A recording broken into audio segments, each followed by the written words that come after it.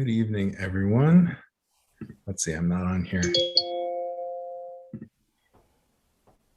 evening, everyone, and hello, Professor Thurman. Hi, Professor Emeritus. Emeritus. Retired. So nice to see you. And I think Roshi will do an introduction since you're old friends. But I just wanted to let you know that we've got 194 people here in the Zoom call from our winter practice period on the Vimalakirti Sutra. And we also have another 70 or so people on YouTube watching as well. So we have a full house tonight. Wonderful. Roshi? Thanks, Noah. Thanks, Noah. So, Bob, thank you so much for assenting to do this talk on Vimalakirti, on the Sutra. And I deeply appreciate your translation. And it's wonderful to have this community plunge into this very unusual, somewhat contrived and strange and comedic story of Vimalakirti in his sickbed. And we're looking forward to your perspective on it. So about you, Bob, as many of us know, you were named by the New York Times the leading American expert on Tibetan Buddhism. And you were awarded the prestigious Padma Shri Award in 2020 for your help in recovering India's ancient Buddhist heritage. And then in '97, Time magazine chose you as one of the 25th most influential Americans and described you as larger than life scholar activist destined to convey the Dharma, the precious teachings of Shakyamuni Buddha from Asia to America. And then, Bob, you served as the J. Tsongkhapa Professor of Indo-Tibetan Buddhist Studies in the Department of Religion at Columbia for 30 years. So emeritus you have earned until 2020. And you're the founder and active president of the Tibet House in New York, a nonprofit organization dedicated to the preservation and promotion of Tibetan culture and of the American Institute of Buddhist Studies. Gosh, Bob, what you have done with your life with all the translations and the teaching that you've done and your extraordinary support of the Tibetan community. And one note, after learning Tibetan and studying Buddhism, Bob became the first monk from the West to be ordained by His Holiness, the Dalai Lama. But finally, he offered up his robes when he realized he could be more effective in America, in the American equivalent of a monastery, the university. And you returned to Harvard to finish your PhD.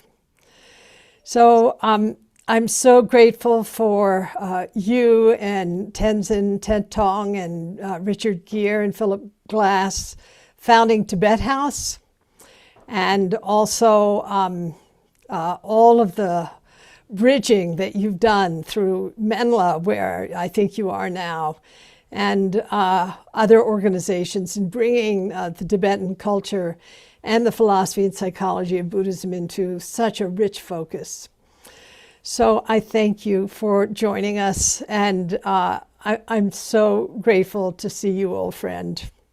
And may our paths cross again before we enter that other bardo. Right. Thank you. Yes. My 80th birthday was about 2 months ago. And but I can't retire from Tibet House or from the Buddhist Studies Institute, although I did retire from Columbia. And anyway, I'm very happy always to talk about Vimalakirti. And lately I've been doing a Buddhistic. Should I talk now? Actually, I started talking. I just started. Yes, please. Okay, so I've been doing I am doing in honor of Tom Cleary, who was a dear friend of mine, who passed away this spring or summer, who was the translator of the Buddha Avatamsaka Sutra, that what in Chinese called the Flower Ornament, from the Chinese Flower Ornament Sutra. And So I've been reading it, and my friends who are helping me, my engineers who help me record, they call it my version of Saturday Night Live, because we're playing, we're offering chapters of that sutra, and that is called, a subtitle of the Flower Ornament Sutra is the Inconceivable Liberation Sutra. And it also is a subtitle of the Vimalakirti Nirdesha Sutra, Teaching of Vimalakirti Sutra. It's called the Inconceivable Liberation Sutra. And Vimalakirti himself refers to the flower ornament, the Buddha Avatamsaka, as the ocean of the inconceivable liberation, whereas the Vimalakirti is just a drop of that ocean, he says. And more I'm seeing that to be so. I was reading today a chapter called The Awakening by Light toward the beginning of the book 9, I think, of the Flower Ornament Sutra, where 100 billion manjushris from different universes come together and they recite some teachings like Prajnaparamita, transcendent wisdom type teachings, Heart Sutra type teachings, really quite beautifully. And I was thinking he really meant it when Vimalakirti said that this sutra is like one drop of the Inconceivable Liberation Sutra of the Flower Ornament, which is the ocean. You know? And they are so kind and so amazing, these Buddhist sutras. They really are. And some of you may know that traditionally many of you may know, traditionally in the sort of way they organize the Buddhist canon and the Buddhism as a practice, you know, there are the famous 3 baskets or 3 categories of Buddhist literature. And then there are 3 categories of Buddhist practice and Buddhist realization: the Agama Dharma, the literature; the Adhigama Dharma, the Buddhist practice and realization. And the Vinaya category connects with the ethical practice, and the Abhidharma category connects with the wisdom practice, and the Sutra category connects to the meditation practice. Of the 3, or what 3 practices, people call them 3 trainings, which is not wrong, but actually the word shiksha or adhishiksha really means something like higher education, actually, of which meditation is part, but learning is also a key part. So the meditation has to go along with the learning. And anyway, by the way, I assume most of you all know, let me just ask you something about Vimalakirti, if not having read some version of it already. Could I have a show of hands? How many of you have actually read the Vimalakirti Sutra in some form? And I see lots of waving, and I can't see some of you, just the ones that I see on the gallery here. Exactly. So I don't need to do a summary of the Vimalakirti and a sort of what it is in general, sort of academic thing, I think, because since you are in a meditation session of a sort, I believe, if I heard correctly, and you were just meditating when Roshi Joan roused me wonderfully with the FaceTime call. I thought that I would particularly look at the 12th chapter toward the end of the Vimalakirti, and I would read from my translation, a version of my translation, what happens when Vimalakirti finally comes face to face with the Buddha. And because I was thinking of that famous Zen statement, if you meet a Buddha on the road, kill him. Don't look shocked. You all know that statement, I think. And of course, no one can kill a Buddha. It isn't even one of the 5 unpardonable crimes or immediately ripening sins or crimes for which one goes immediately to hell, like killing mother, father, etc. Only drawing blood from the Buddha's body is kind of unpardonable crime, which Devadatta engaged in, the Judas of the Buddhist tradition, but who actually was the brother of Buddha, a half brother kind of, and who is said by Vimalakirti, shocking some monks who are there, mendicants who are there, that evil Devadatta is actually a bodhisattva in the inconceivable liberation, even though he's doing evil in that lifetime, but it's actually a bodhisattva because of the non-duality. And the Mahayana Buddhist vision, which is the vision which is the context of Chan, Zen, Son Buddhism, the good guys are much more powerful than the bad guys, in history and in the world. I know it might look bad right now when we're having Build Back Better bill blockaded by a bunch of sellout corporate corrupt politicians, but they are. The Buddhist Mahayana view is that they are, and Vimalakirti even says to Mahakashyapa about how the devil is actually a bodhisattva. He says that it takes a bodhisattva to harass and harm another bodhisattva, much less a Buddha. And just as a donkey could never attack an elephant, so an ordinary person could never attack a bodhisattva. It takes another elephant to attack one. And a very non-dualistic thing of talking about the bad guys. Anyway, so Vimalakirti has just met thereupon. Now what happened was most of the Vimalakirti Sutra occurs in Vimalakirti's house.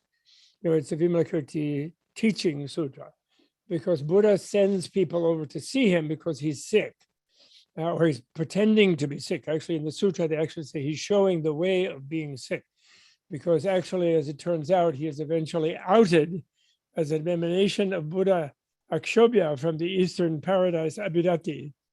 And so in that sense, he's not normally sick, not capable of being really sick in a normal way, in the Mahayana way of thinking. And but he's showing, because he's living as a human, he's showing being sick in order to give a teaching about how the body is impermanent and so on. And what we should do is we should all achieve a diamond body, the body of a Tathagata, and which we human beings have the opportunity to do. And then there's a long bunch of teachings when people go there. Actually, initially, when Buddha asked people to go, nobody wants to go. And Buddhists are supposed to go visit a member of the Sangha when one is sick to cheer them up. And they won't go, though. And they say, but why don't you want to go, says Buddha? And they say, well, last time I saw Vimalakirti, he really gave me a hard time. And, actually, I learned a lot from him. But it was just so rough and so disruptive that I just don't feel like it today. I don't really want to go. And then finally he says, well, Manjushri, you go see Vimalakirti. Okay, I don't mind. I'll go see him. I know no one can cope with Vimalakirti, but I don't mind, and I don't mind talking to him. So then he says, I'll go see him. And the minute he says that, thousands of people go with it. Oh, we want to go because we want to see the conversation between Manjushri and Vimalakirti. So then basically the sort of 8 or 9 chapters of the teaching Vimalakirti gives in his magic house. And his house is like, if any of you, I hope some of you are Doctor Who fans. I really do. Because if you aren't, you're missing something. But if you are Doctor Who fans, you know that he has this time machine that he travels around in time in Doctor Who, in this British sci-fi thing. He's what they call a Time Lord, which is like a Buddha. He exists at all times simultaneously. Buddhas do. And but anyway, he needs a machine. And it looks like a London police telephone box, like a blue thing, just the size of a telephone booth. But inside it's huge, and it's has rooms and swimming pools and closets and machinery. It's enormous. It's a warping of dimensions. And similarly, Vimalakirti's house is like that. It's a mansion in a wealthy neighborhood in Vaishali, a very wealthy city, where Buddha is living outside of at that time, and Vimalakirti is one of the main citizens there. But yet thousands of people go in there, and then they do all kinds of strange activities in there in the middle of his teaching. But anyway, then finally, if they finish all that, then he then says to everybody, well, would you guys all like to go see Shakyamuni now, after we've had all our time in teaching? And they had lunch, even a sort of magical lunch. And he says, shall we go see him? And then and they say, yes, we'd like to go. So then Vimalakirti stretches out his hand and picks up all the members of the people in the house. And then he moves them across town and out into the suburb to the grove of Amrapali, a kind of movie star, and who is of the time, who lives there. And in that grove, all the Buddha and all the mendicants are living. And then he plunks them down on himself. Don't ask me how he does it. That's part of the inconceivable liberation part of it, but he does. And then they're there. And then Shakyamuni says, thereupon, the Buddha said to the Lichavi Vimalakirti, noble son, when you would see the Tathagata, how do you view him? He says. Thus addressed, the Lichavi, that's the name of the nation, that is the occupants of Vaishali city. The Lichavi Vimalakirti said to the Buddha, Lord, or Blessed One, I don't like my translation of Bhagavan as Lord anymore, by the way. My son finally criticized me for doing that, saying that's like a feudal concept. And Buddha, Bhagavan doesn't mean that. Bhagavan means the lucky one, the one who got lucky, the fortunate one, the blessed one is what it actually means. So the blessed one, I'll retranslate as I go. When I would see the Tathagata, I view him by not seeing any Tathagata. Whoops. Is that killing the Buddha when you see a Buddha in front of you? I don't see a Tathagata. He's standing right in front of Shakyamuni Buddha with the thousands of people around, huge assembly. And he says, when I would see him, see the Tathagata, the Buddha, and that's the name of the Buddha as one who has realized the ultimate nature of reality, one who has realized suchness, tata, tatata. I view him by not seeing any Tathagata. Why? I see him as not born from the past, not passing on to the future, and not abiding in the present time. Whoops, no power of now for the Buddha. Why? He is the essence, which is the reality of matter, but he is not matter. He is the essence, which is the reality of sensation, but he is not sensation. He is the essence, which is the reality of intellect, but he is not intellect. He is the essence, which is the reality of motivation, yet he is not motivation. He is the essence, which is the reality of consciousness, yet he is not consciousness. Like the element of space, he does not abide in any of the four elements, transcending the scope of eye, ear, nose, tongue, body, and mind. He is not produced in the sixth sense media. He is not involved in the three worlds, the world of desire, world of pure form or matter, and the formless world. Is free of the three defilements, is associated with the triple liberation, is endowed with the three knowledges, and has truly attained the unattainable. And then he goes on, I'll read a little more, because this is meditative, and you are all meditators, because you are so fortunate to be students of Roshi Joan and the other teachers there in the wonderful Upaya Zen Center, which, by the way, Upaya is translated, actually, should really be translated as art, because Upaya means arts, like in arts and sciences, more general than means. I don't like means because we have the House of Ways and Means Committee in the Senate and in the Congress, and they don't do any ways and they don't do any means. They're just paid off. So I like art for that. Method is, of course, correct, and skill and means is correct. The word skillful is not actually in the word upaya. It goes with upaya, kausalya, but never mind. The Tathagata has reached the extreme of detachment, and now back to Vimalakirti, in regard to all things, yet he is not a reality limit. He abides in ultimate reality, yet there is no relationship between it and him. He is not produced from causes, nor does he depend on conditions. He is not without any characteristic, nor has he any characteristic. He has no single nature, nor any diversity of natures. He is not a conception, not a mental construction, nor is he a non-conception. He is neither the other shore, nor this shore, nor that between. He is neither here, nor there, nor anywhere else. He is neither this nor that. He cannot be discovered by consciousness, nor is he inherent in consciousness. He is neither darkness nor light. He is neither name nor sign. He is neither weak nor strong. He lives in no country or direction. He is neither good nor evil. He is neither created nor uncreated.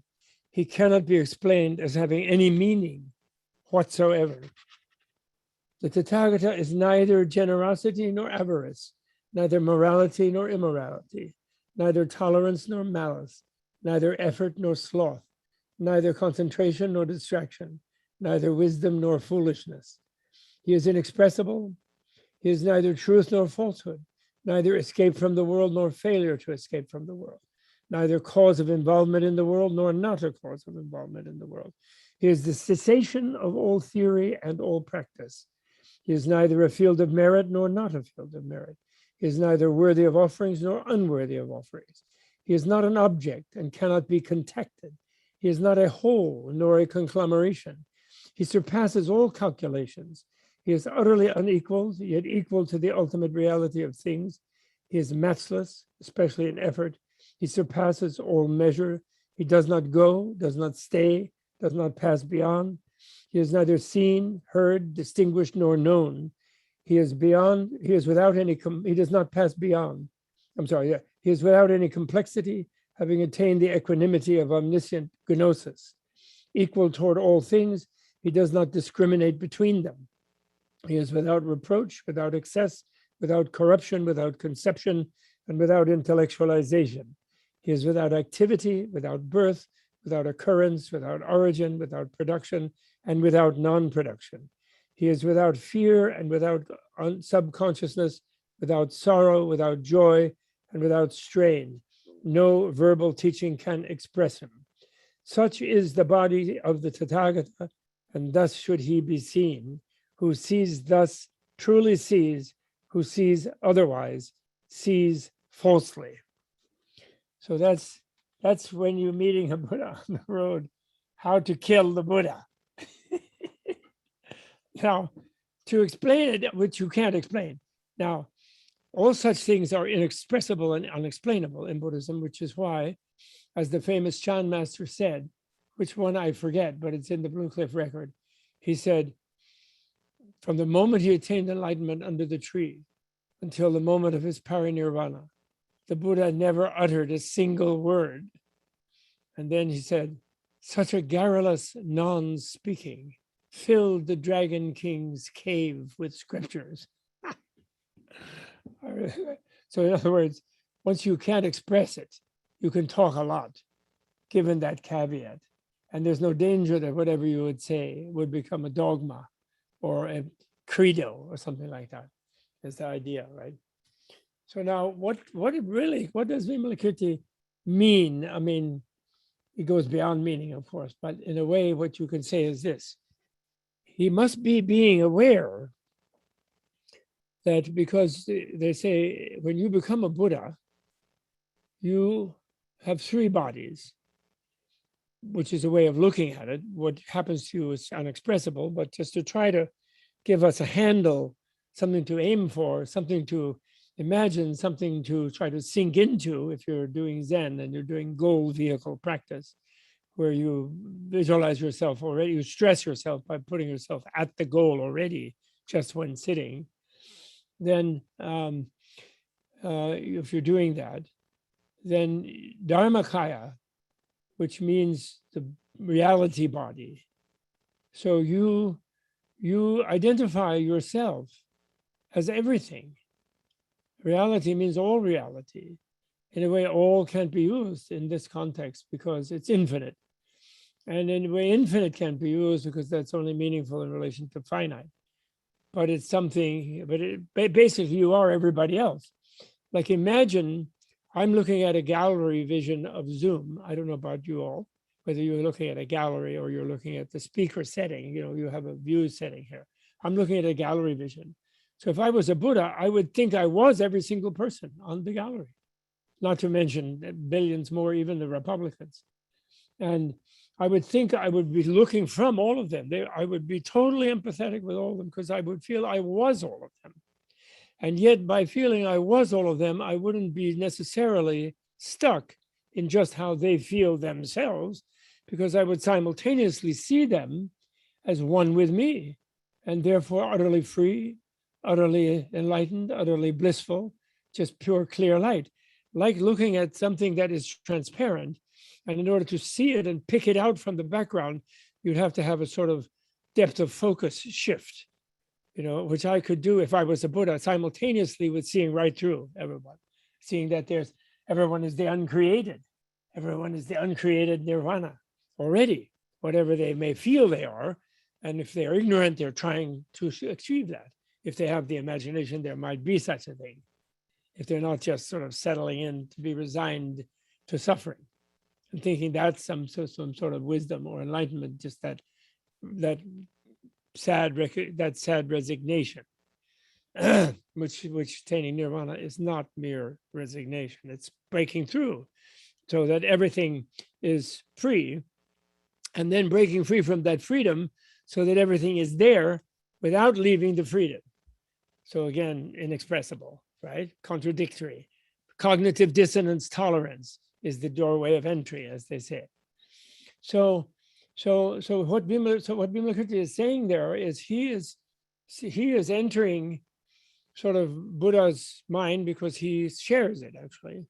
And he knows that Buddha sees himself as the same as Vimalakirti. And so he says, seeing you like a separate embodiment there is not seeing the Buddha, because you also are me, and you also are everybody else here, and even the whole universe, and which is not even a whole, the infinite multiverse or universe or whatever, inexpressible reality of life, the vast, huge, infinite bliss force or life force of non-dual nirvana as samsara, samsara as nirvana, and therefore neither just samsara by itself nor nirvana by itself. Okay, so that's how you kill a Buddha. You join him or her in reality. Now, one thing I must say, I consider this a recent discovery of mine, because in Buddhist literature is unfortunately corrupted as it's written and as it comes down to us, as wonderful and marvelous as it is. Don't think I don't love it. Give my life, and I will give many lives to continue to translate it in all languages, according to the vow of Samantabhadra. But still, in the recent few thousand years since Shakyamuni Buddha's time, it has been ensconced in male chauvinist, patriarchal dominated societies. Luckily, Sanskrit has had a good grammar from the beginning and a good linguistic theory. And in that theory, it clearly stated that the male suffix after a name or an epithet of a person is automatically, when it's generic, automatically includes the female. Like they say mankind means male, men and women, right? We say in English, but in normal English pronoun, he means he, not she. And in popular usage in many languages, there's a real difference between he and she. And therefore, they rudely say that the form realm deities, the ones past the desire realm, where the Brahma bodied deities, as they call them, which are the deities in the realm of pure form, where they have no lust, and that's why they're called pure, unlike the desire realm, which is inflicted with gender and lust. But what they say about them is that there are no women among them. Similarly, in the Buddhist Pure Lands, which are located geographically, you could say, in Buddhist geography, they are located in the highest Brahma heaven, the 17th level of the pure form realms. And they similarly rudely say there are no women. But I ask you simply, if there's no women, then there's no men either. How can there be one without the other? As Nagarjuna said, light is opposite of dark. Yes is opposite of no. Language is binary. So actually they're non-binary, those deities, and beings in the Pure Lands are non-binary also. And that's why they're more content. They're not looking for a date on Saturday night at all, because the male and female elements in their own bodies are on a permanent date in them. As you know, in the sort of esoteric Buddhism, in the system of chakras and channels and this kind of thing, in the neuroscience, Buddhist neuroscience, what I call Buddhist neuroscience, there's a female channel and a male channel. And then there's a non-binary central channel, which is the one where you get enlightened when you can get your consciousness and your energies in there, etc. So you may all know a little bit about that. I'm not saying it. And actually, not all of them use it necessarily, all of the esoteric things. I consider Chan to have that, and Zen, that means to have that element, because that's what they call goal vehicle, and it doesn't use those things really, and it doesn't need them. It doesn't necessarily need them because they're there in the body anyway, whether you use them as a system or not. So therefore, when we say he about the Buddha, is all I'm saying, we should be writing in English S/he, because the wonderful thing about the word she is that it includes he.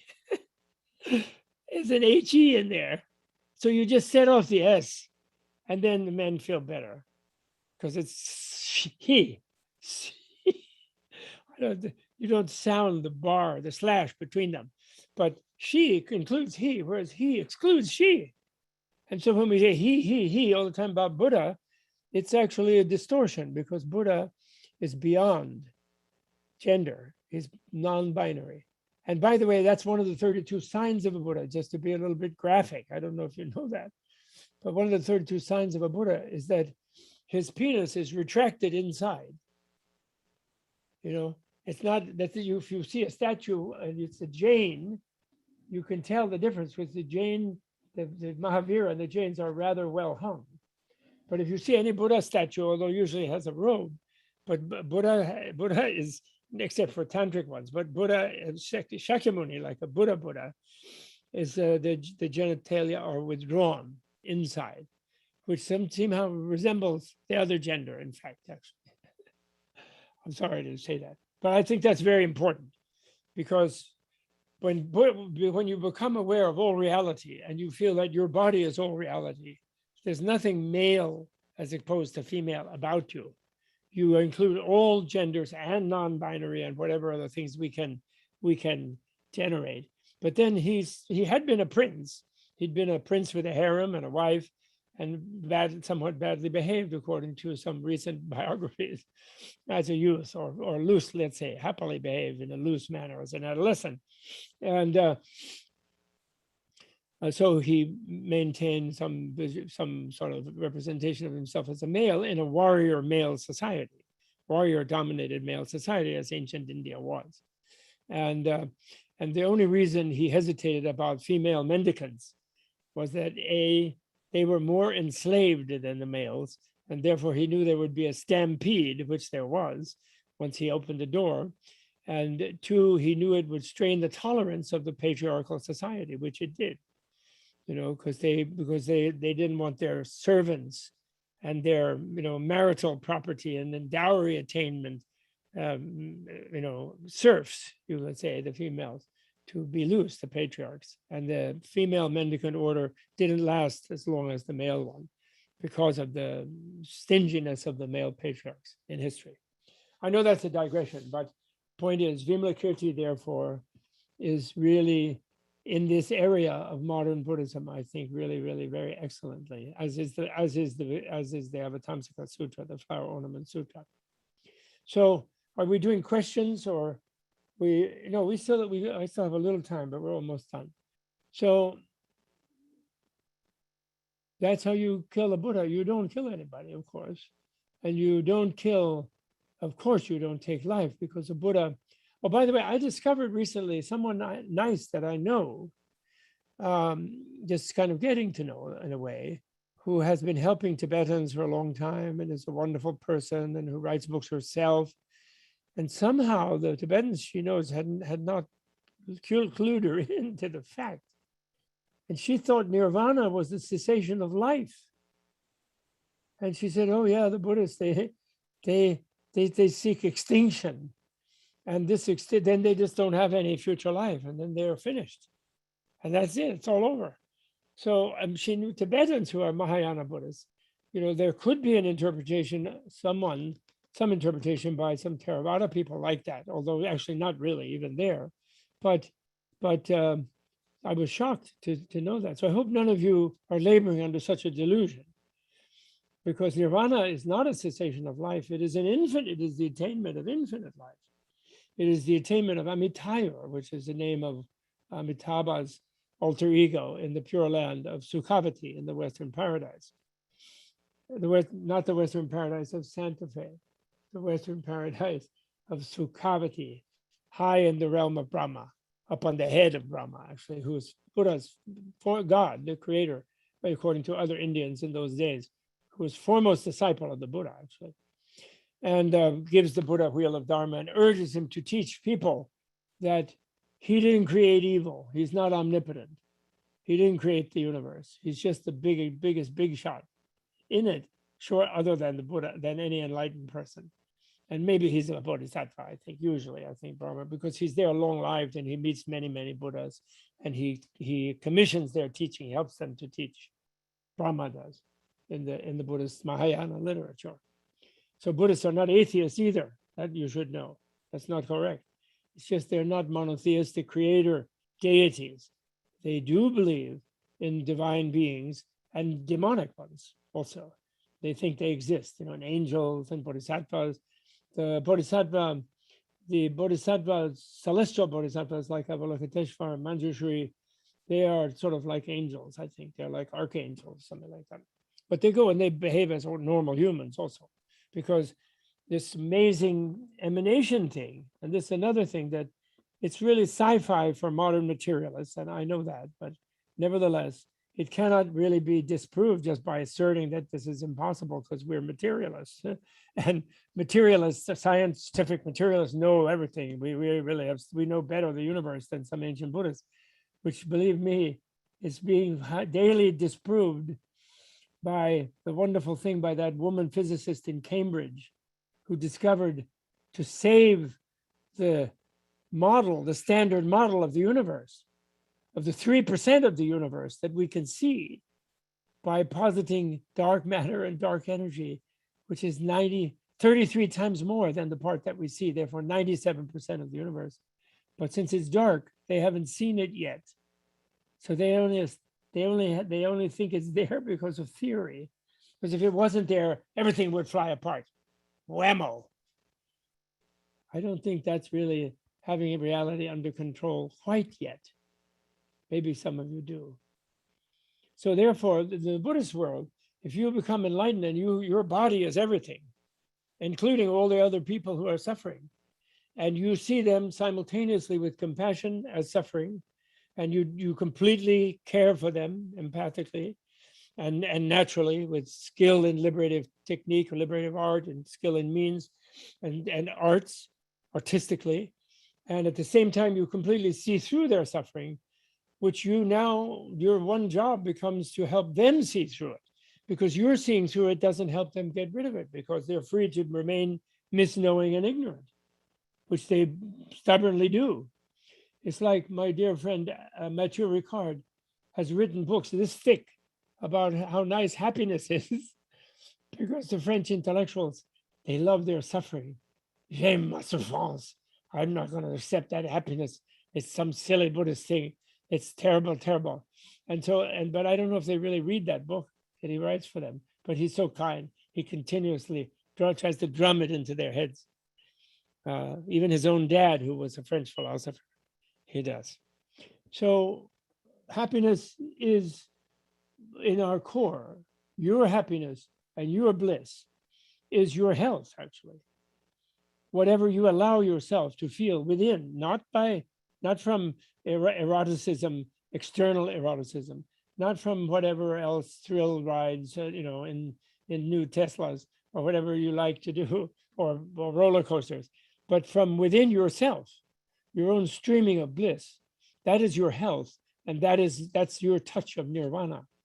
And it's a matter of just opening yourself and deconstructing. Like that's what you do so well in Zen. You deconstruct being trapped in your net of concepts that make you be convinced that you're a separate being and that the whole universe is not you, and therefore you're losing out to it actually all the time. And it's overwhelming for you, and it's really terrible, especially when there's a horrible non-president pretending to be a president. That's particularly bad. But still, and some corrupt Congress people pretending to serve the people when only being bribed and corrupt themselves completely 100%. So, but the point is that your happiness, therefore, is your life. And you must, what you're doing on that pillow, when you say just by sitting, you are Tathagata, is you are affirming how Tathagata sees it, and there's infinite numbers of them. They're just as many, big in infinity as the infinite numbers of ignoramuses, is the Tathagatas, and they're 100% with you. And they think they're the same as you. And the ignoramuses think you're different from you, so they want to do something to you. But and usually not such a nice thing, unfortunately. But the Buddhas want you to do for yourself a discovery of your inner bliss of freedom. Okay, and that's what Vimalakirti is about, and that's what in his small little ocean drop, a little drop of ocean spray of inconceivable liberation, and that's what the Flower Ornament Sutra elaborates in an oceanic manner. Okay, how is that? Thank you. Oh, God. Oh, Bob. What? You caused me to smile. Smiling. Who is that? Roshi talking. Oh, that's nice, Roshi. You're smiling. I love it. You are Well, so Roshi. You of know, course. No, Roshi, you are great. And this is the relationship between Roshi and non-Roshi. Is the Roshi, it becomes the channel, the medium for the Tathagata, for the patient, for the person seeking to be that Tathagata, or practicing seeking by not seeking, you know, in the cognitive distance tolerant path of Zen, and yet you are representing that to them, and therefore that is a wonderful thing. You are representing an ocean.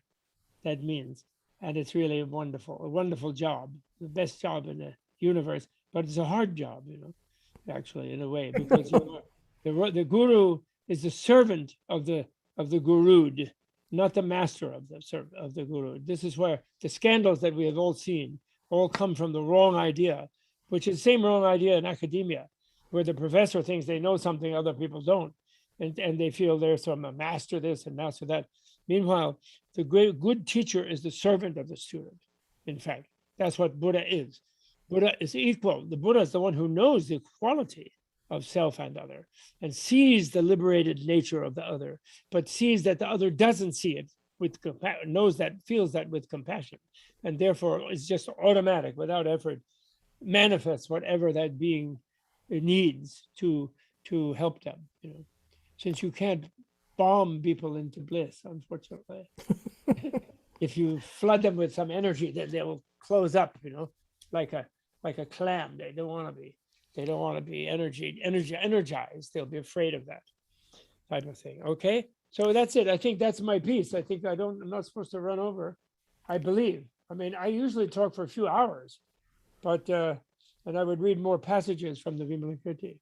But Oh no, Bob, that was just beautiful. Bob, I mean, I wish you could reflect for just a moment on toward the end of the sutra, where there's an articulation of meditation as no meditation. Yes. Well, that's always, actually, the one I would reflect on is right early on, because it always reminds me, in fact, I think it's exactly the case of the moment that Dogen experienced in China, when one of his companions in the Zendo, in the Chando, let's call it, Chan Dao, fell asleep. And then the teacher, the Roshi came, the Chinese Roshi came, and I guess I gave him a whack with the paddle, and then also said, you should never meditate without casting off body and mind. So if you properly had cast off body and mind, then there would be no body to fall asleep, I think. And that was greatly enlightening. That was a satori for Dogen, as he recounts the story, as I recall. And please correct me if I'm mistaking something. And in the Vimalakirti, the first person that the Buddha asks to go see our dear friend Vimilakrti, who's not well, and it is our duty as members of the Buddha Sangha to pay a visit to the unwell person and cheer them up. So would you please go and pay the sick call on Vimilakrti? And Shariputra says, no, not well. I'm really reluctant to go see that good man to inquire about his health and to cheer him up, frankly. Although he's a great guy and a good man, but I just don't feel like it today, if you don't mind. And then Buddha says, well, why is that? And he says, well, one day I was meditating at the foot of a tree, and I was in deep kind of samadhi there. And then suddenly Vimalakirti came there all unsolicited and unrequested. And he interrupted my meditation. And he said, Shariputra, this is not the way to concentrate yourself in meditation. This is not it. And he said, you should only concentrate in meditation when neither body nor mind appear anywhere in the triple world. So in other words, he was accusing Shariputra. And actually at first, what I thought, the way I interpret that, the first 25 years of studying Vimalakirti, and as well as translating and learning much more than when I first translated it. I don't claim, although I translated it quite accurately, some academic eventually told me, but thank you. But I don't tend to fully understand it even now, even. I'm sure there are more things I will go about some later time. But when I first started, I thought they meant, well, Shariputra said he was sitting at the foot of a tree. So Shariputra left his world picture of himself, Shariputra, the elder who had had a taste of nirvana, who was there, the foremost disciple, wise disciple of the Buddha, of Theravada, dualistic Buddhism. And he was at the foot of a tree sitting, meditating.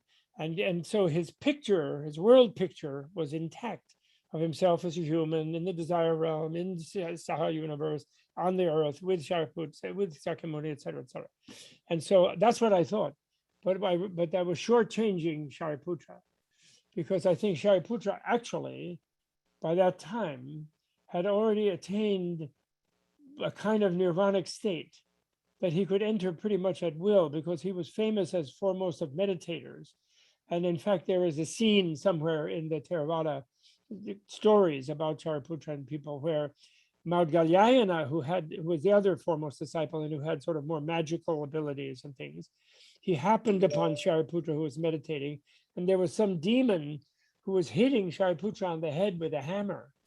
I guess, I don't know, he was trying to eat some brains or something, going to crack his skull. I don't know what he wanted. He wasn't killing him, he was just banging on his head with a hammer. So then Maudgalyayana woke him up out of the samadhi, and then Shariputra had a headache, and then they were okay, saved him that way. And so, which it means that Shariputra went into a degree of abstraction where he really was outside of body mind, but he thought he was somewhere in a space like equipoise samadhi, in a free space, in a nirvanic sort of state, because he was thinking that nirvana must be the opposite of this differentiated realm of causality and conditionality and so forth, which he was thinking of as the samsara, because he was basically following dualistic Buddhism at that point. So Vimalakirti, I'm sure, was the level of him being such, he realized that Shariputra thought he was in nirvana, but he was actually only in one of the formless realms. So like the realm of absolute space, the realm of absolute of infinite space, realm of infinite consciousness, realm of seeming nothingness, or even realm beyond consciousness and unconsciousness, which are those four states. So he was in one of those, so which to him was a place. So he was sort of in a place he thought was the freedom place apart from the world, which he thought was a taste of the absolute, which it cannot be. Because if it's absolute, it can't be any boundary between it and the relative, as any Mahayana simpleton even will tell you. The absolute has to be all of the relative. In fact, samsara has to be all of nirvana. And nirvana has to be all of samsara. And although if you know that, then it's not samsara, but it's the same infrastructure, you could say. So I think that's very similar. I think that the Roshi, Chinese Roshi, who said to the guy who fell asleep, you have to cast off body and mind. I think he I'm sure had read the Vimilakrti Sutra. It was immensely popular in China, hugely popular. One of the most popular scriptures in East Asian Buddhism was the Vimalakirti, and a short one. And the Huayan, the Flower Ornament Sutra, of course, was a very big one, but it's also had a special school formed in East Asia, in China, which also Kigon in Japan continued, and that's the school that built the Daibutsu in Kamakura and so on, is the Huayan, the Avatamsaka. So that's the one I would reflect on about meditating, where you meditate beyond duality You meditate and you just, project being yourself as being in freedom simultaneously, so that you yourself, as you feel, whatever you feel about yourself, is nothing but an illusory, like a reflection of your body and mind in the mirror of nirvana, the mirror of ultimate reality, the mirror of the clear light of the void, so that you're there but not there simultaneously. No attainment, as they say in the Heart Sutra, no attainment and no non-attainment, meaning that you are actually attained, and yet you have nothing more to attain, but yet you are striving to attain, something like that. So beyond being trapped in any conceptual place, conceivable place, something like that. Is that helpful? Oh, that's wonderful, Bob. On to your thing? Thank you. Thank you so much. Okay. Thank you. Filled with gratitude, but also emptiness. So thank you. That's wonderful. Yes. Oh, Thank you so really. much. I'm looking forward to seeing you in Costa Rica. Yeah, and I'm looking forward to in January. seeing you in Menla. I think I'm doing something for Menla. Oh, you yes, know. online, yes. Yes, Well, in exactly. the future, I hope you will come physically to Manila, as I have been there to Upaya, and I hope to come another time when we travel again. Yeah, it is true. Traveling is, actually not on the agenda at this point. Let's hope the agenda changes. I know. It will change, but we don't know how. Right. Well, I'm just too lazy and fearful to travel. People are traveling here and there, but I'm lazy and fearful. And also, I love Woodstock, being retired and everything, and I don't really want to travel anywhere. Well, I'm suffering from the same situation. I have no desire to be in another airport or in another airplane. I know. Yeah. So Bob, Noah's going to conclude with just a few words, but I just want to say thank you so much. This was just awesome. We must dedicate the marriage in Tibetan way. We say, may we soon become Monju Bosatsus ourselves, Manjushri Bodhisattvas, so that everyone else can become Manjushri Bodhisattvas, completely liberated, completely wise, completely happy, as soon as possible, just equal to us. Okay? That's our dedication. Thank you. And Noah's going to say a few things, and then we will chant the 4 vows of the Bodhisattva. I'll listen to the 4 vows. I will say and listen. I'll be quiet and listen. Thank you so much, Bob. That was such an amazing talk, and I can't wait to discuss with everyone and see what they have to say about the many things you said. I especially will stick with me the idea of Upaya as art. I've never heard that. That is meaningful. For all of you watching, thank you for joining us. And if you are in the fall practice period, thank you for offering dana specifically for Bob. I'll put the link in here. And if you're on YouTube, I'll give you the opportunity to express your generosity for Bob, and we'll pass that on to him. And in the spirit of generosity, he's offered this freely, and we can help support him in his retirement, in going to offer the Dharma in many places. So thank you all so much, and we'll chant the 4 vows to conclude.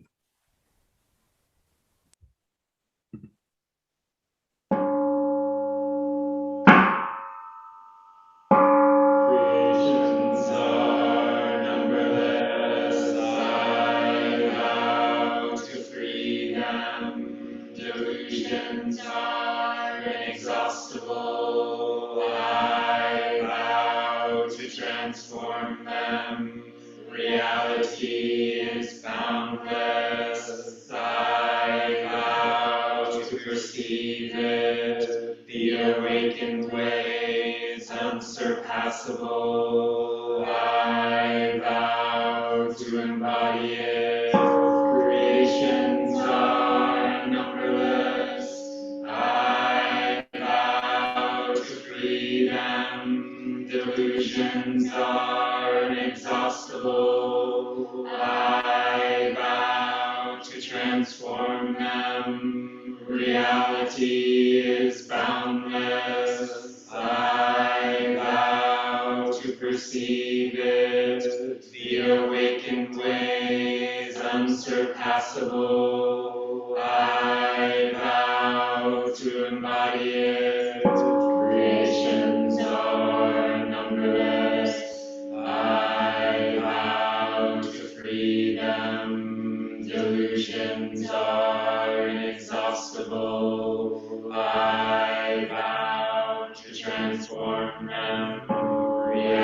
reality is boundless. I vow to perceive it. The awakened way is unsurpassable.